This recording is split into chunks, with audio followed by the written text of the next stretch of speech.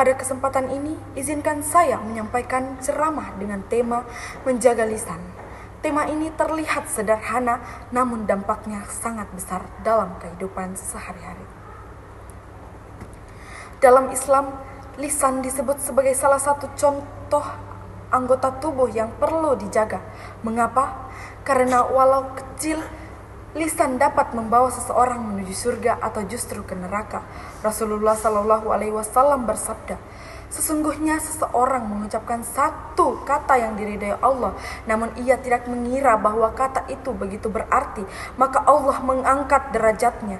Dan seseorang yang mengucapkan satu kalimat yang dimurkai Allah, namun ia tidak mengira bahwa kata itu begitu membahayakan, maka Allah menjatuhkannya ke dalam neraka. Hadis ini menunjukkan bahwa ucapan kecil bisa berdampak besar.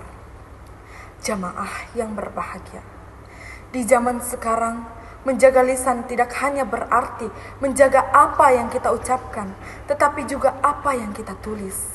Orang sering berkata, lisan bisa menyakiti, namun kini jari juga bisa melakukan hal yang sama. Komentar di media sosial, status atau pesan singkat yang bisa menyakiti hati orang lain, menyebarkan fitnah atau menjadi sumber perpecahan. Artinya, menjaga lisan juga berarti menjaga tulisan. Hadirin sekalian, ada beberapa penyakit lisan yang harus kita jauhi. Yang pertama, ghibah, yaitu membicarakan keburukan orang lain meskipun itu benar. Yang kedua, fitnah, menyampaikan berita yang tidak pasti sehingga memecah belah. Ketiga, ucapan kasar seperti menghina, mengejek, ataupun merendahkan sesama. Yang keempat, dusta, yaitu mengatakan hal yang tidak sesuai kenyataan. Dan yang kelima, ucapan sia-sia yang tidak membawa manfaat dan hanya membuang waktu. Semua penyakit ini bukan hanya merusak diri kita, tetapi juga merusak hubungan dengan orang lain. Lalu, bagaimana cara menjaga lisan? Pertama, pikirkanlah sebelum berbicara. Tanyakan pada diri sendiri, apakah ucapan ini sudah benar, bermanfaat, ataupun baik? Jika jawabannya tidak, maka lebih baik diam. Dalam diam ada keselamatan. Dan yang kedua, biasakan berkata lembut dan sopan. Kata-kata yang lembut bisa menjadi sedekah bagi orang lain. Kadang satu kalimat yang baik bisa menenangkan hati seseorang yang sedang sedih. Yang ketiga, hindari membicarakan aib orang lain. Ingat, setiap orang punya kekurangan. Rasulullah Shallallahu Alaihi Wasallam mengingatkan bahwa orang yang menutupi aib saudaranya akan Allah menutupi aibnya pada hari kiamat.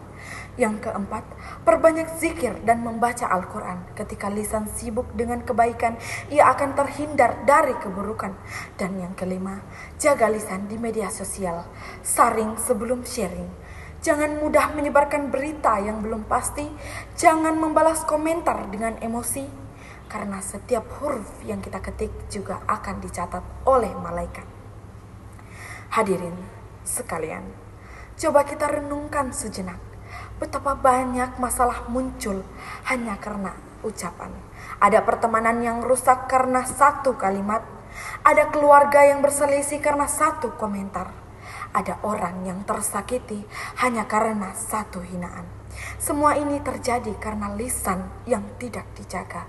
Nabi Muhammad SAW pernah ditanya, apa perkara yang paling banyak memasukkan manusia ke dalam neraka? Beliau menjawab, mulut dan kemaluan. Ini menunjukkan bahwa lisan adalah sumber ujian besar bagi manusia. Hadirin yang dimuliakan Allah, mari kita mulai dari diri sendiri.